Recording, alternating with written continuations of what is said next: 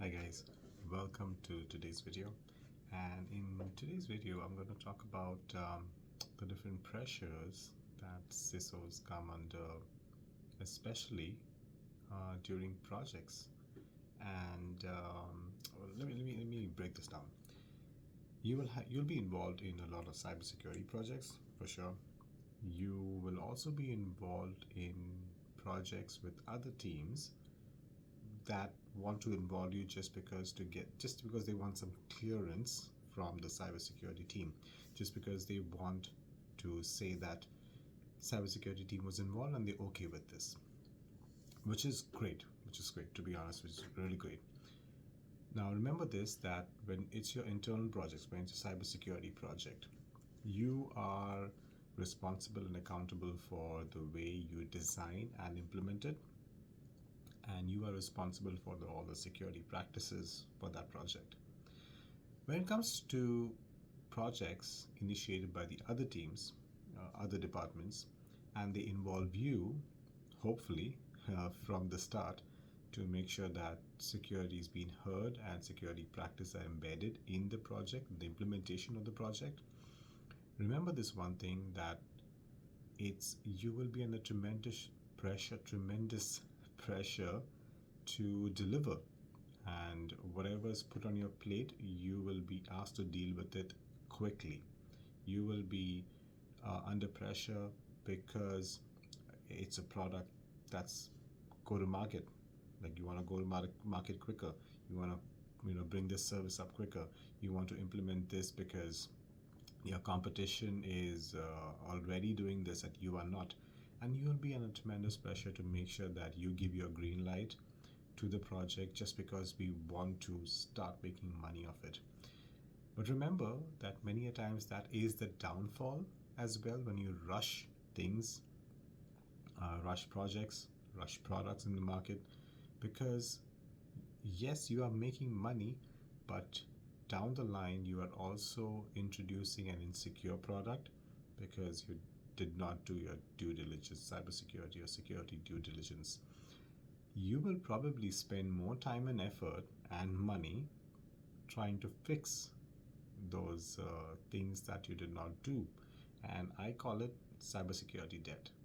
And that's the worst thing I want to spend my time in.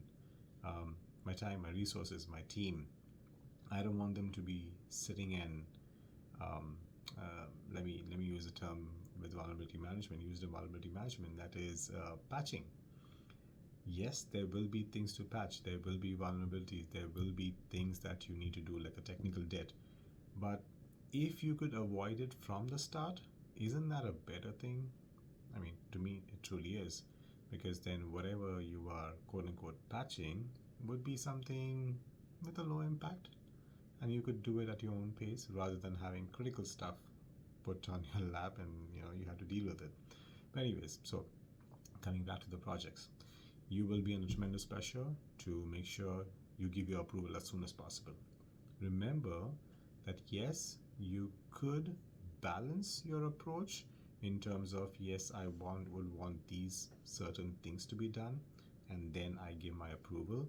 But also remember, you have to in the sense of balancing, you have to also remember that you should not be doing things that may not have a big impact or may not be relevant to that product, that service, that project in the long run. So for example, if you have a list of things that, okay, I need to do this, 1 to 10, but maybe 2 of them you could skip because either they're not relevant to the project, they're not relevant to the market that you are in, they're not relevant for something or the other. So customize that list, which can be used as, let's say, a standard, but at the same time is not so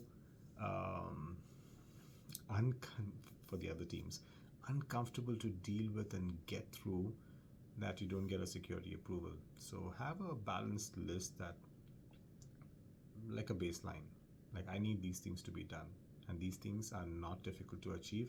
If you can show me these things in the product, in the project, and these things are there, I'll give you my green light. And there are some other things which are good to have, low impact but good to have, And if you could do that while doing this baseline list, that's great.